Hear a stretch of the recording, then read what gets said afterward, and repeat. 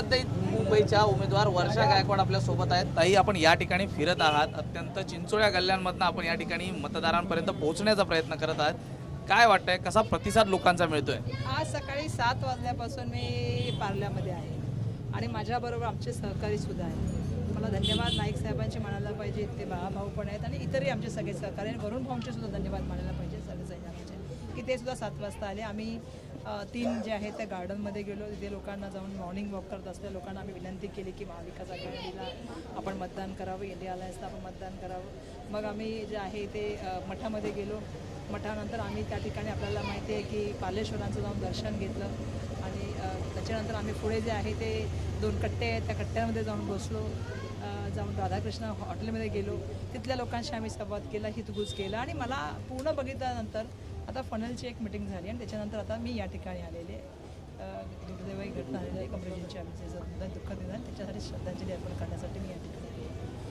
त्यामुळे दिवसभर लोकांच्या संपर्कात आहे, कार्य करणारा कार्यकर्ता आहे. नागरिकांकडनं तुम्हाला बोलवण्यात आलेलं आहे. चांदिवली मॅनिफेस्टोमध्ये देखील आपल्याला चर्चेसाठी बोलवण्यात आलेलं आहे. काय नेमक्या समस्या आहेत तिथल्या आणि नागरिक खास आपल्या दोन्ही उमेदवारांना बोलवून त्या ठिकाणी चर्चा साधू इच्छित आहेत? नाही, बिलकुल. मला तर हे चांगली गोष्ट आहे की नागरिक आपले प्रश्न मांडू इच्छितात. त्यांनी एक मॅनिफेस्टो तयार केलेलं आहे आणि मला वाटतं प्रदूषण असेल, ट्रॅफिक असेल, ही त्यांचे इश्यू आहेत आणि अजून काही त्यांचे 2-4 इश्यू आहेत. आता तिथून मी जाईन आणि तिथे जाऊन मी लोकांना भेटणार आहे आणि लोकांना जाऊन त्या ठिकाणी त्यांचे प्रश्न ऐकणार आहेत. आत्तासुद्धा जर मी बघितलं असेल तर एअरपोर्ट ऑथॉरिटीच्या माध्यमातून जे पनल झालेलं आहे त्याच्यामुळे काही जवळपास 18 लाख लोकांच्या घराचा प्रश्न निर्माण झालेला आहे की ज्यांची घरं पहिल्या 2 माळ्याची आहे. परंतु त्या एअरपोर्ट ऑथॉरिटीच्यामुळे हाईट रिस्ट्रिक्शन असल्यामुळे त्यांना असं झालेलं आहे की त्या ठिकाणी आपण जर बघितलं असेल तर लोकांना घरं पडण्याच्या स्थितीमध्ये झाली आहेत, बिल्डिंगी पडण्याच्या स्थितीमध्ये ते डेव्हलप करू शकत नाहीत. ज्याच्यावर हे आहेत पाण्याच्या टाक्या, त्या पाण्याच्या टाक्या तोडण्यात त्यांना सांगण्यात आलेलं आहे. त्यामुळे तो खूप महत्त्वाचा इश्यू, कारण 18 लाख लोकांशी संबंधित असा विषय आहे आणि मला वाटतं जवळपास 6 असेंब्लीमध्ये त्याचा इम्पॅक्ट होतो.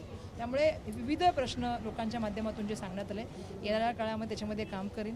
आपल्याला माहिती आहे की विधानसभा असेल किंवा रस्त्यावर असेल उतरणारा कार्यकर्ता म्हणून मी सर्वांना ज्ञात आहे आणि त्यामुळे मी हे सगळे प्रश्न जाणून घेते.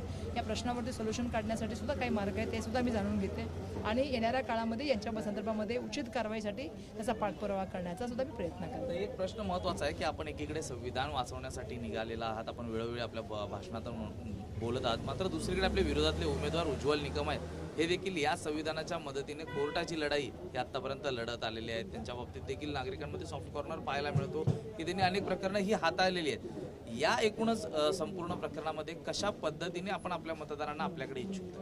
असं आहे की बिलकुल त्यांनी सरकारी वकील म्हणून काम केलेलं आहे, खूप साऱ्या केसेस, पण त्यांनी जी लढाई लढली ती कोर्टात लढण्याचं काम केलं आहे. मी जनतेच्या दरबारामध्ये काम केलेलं आहे. जनतेचे प्रश्न काय असतात, मुंबई महानगरपालिकेमध्ये काय कसं जाऊन काम करावं लागतं, MMRD असेल, म्हाडा असेल किंवा इतर ज्या यंत्रणा आहेत त्यांच्याशी कसं काम केलं लागतं, लोकांमध्ये कशा तऱ्हेने जावं लागतं, कारण शेवटी लोकप्रतिनिधी या नात्याने आपल्याला लोकांमध्ये काम करायचं आहे. त्याच वेळेला आपण जेव्हा विधानसभेमध्ये जातो किंवा संसदेमध्ये जातो की जिथे कायदे मंडळ आहे तिथे कायद्यासंदर्भात आणि त्यात तिथे जाऊन आपले प्रश्न मांडायचे असतात, जनतेचे ती पोटतिडकीने मांडायची असतात, वेळप्रसंगी आंदोलन करावी लागतात. या सगळ्या गोष्टीचा मला अनुभव आहे. त्यामुळे मला असं वाटतं की मी माझी बाजू मांडणार. बिलकुल ते चांगले वकील आहेत, त्याच्याबद्दल काही प्रश्न नाही आहे, पण जनतेच्या दरबारामध्ये माझा अनुभव जास्त चांगला आहे आणि मी त्याच्यामध्ये जास्त चांगल्या तऱ्हेने काम करू शकते असं मला वाटतं. शेवटचे 2 प्रश्न आहेत. एक म्हणजे आपल्याबाबत नागरिकांमध्ये संभ्रम निर्माण करण्यासाठी काल 3 वर्षा गायकवाडांचा अर्ज हा या ठिकाणी दाखल झालेला आहे. कसं पाहता विरोधकांच्या या खेळीला?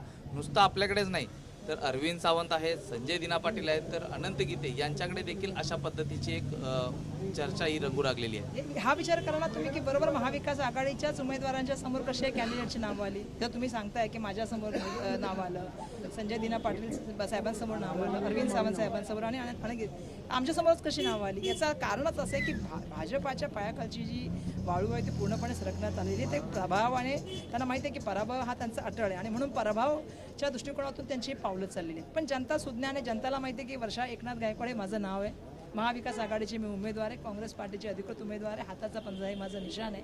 किती जरी कोणी भ्रम करण्याचा प्रयत्न केला असेल आणि काल मला वाटतं दोन्ही फॉर्म रिजेक्ट पण झाले, पण इतक्या छोट्या लेवलचं, कारण राजकारण हे खूप मोठ्या लेवलचं आहे. संसदीय लेवलच्या राजकारणाला कॉर्पोरेशन लेवल एवढं राजकारण कशाला करावं मला काय कळत नाही. पण काय करणार, भाजपाने पराभव दिसल्यामुळे काय काय ते अवलंबतील हे काय सांगता येत नाही. त्याच्यामधलं एक उदाहरण आपण बघतोय. एक महत्त्वाचा प्रश्न आहे तो म्हणजे आपल्या उमेदवारीनंतर जो नाराजी नाट्याचा एक प्रकार समोर आला होता, नसीम खान यांची नाराजी दूर झाली आहे का? आपण त्यांच्याशी फोनवरनं संवाद साधलाय का आणि कधीपासून ते प्रचारात सहभागी होत मला आहे? वाटतं ते पुण्याला गेले, त्यांनी पुण्याच्या मीटिंगमध्ये पासून भाषणाला सुरुवात केलेली आहे आणि त्या ठिकाणी त्यांनी सुरुवात करून सांगितलं की बाबा मी काम करणार म्हणून पक्षासाठी. आदरणीय राहुल गांधी जेव्हा ह्याला आलेले पुण्याला तेव्हा ते गेले मीटिंगला, त्यांनी भाषण पण केलेलं आहे. आपल्यासोबत ते काय कधी आम्हाला पाहायला मिळेल? ते माझे बंधू आहेत आणि मी त्यांची भगिनी. ज्या दिवशी ते येतील त्या दिवशी मी त्यांचं स्वागत करेन आणि मला अपेक्षा आहे की आता आमची उद्या परवा आमची एक मीटिंग आहे, ती मीटिंग संपल्यानंतर ते लागतील. संवाद साधलाय? 100% आमचा संवाद आहे.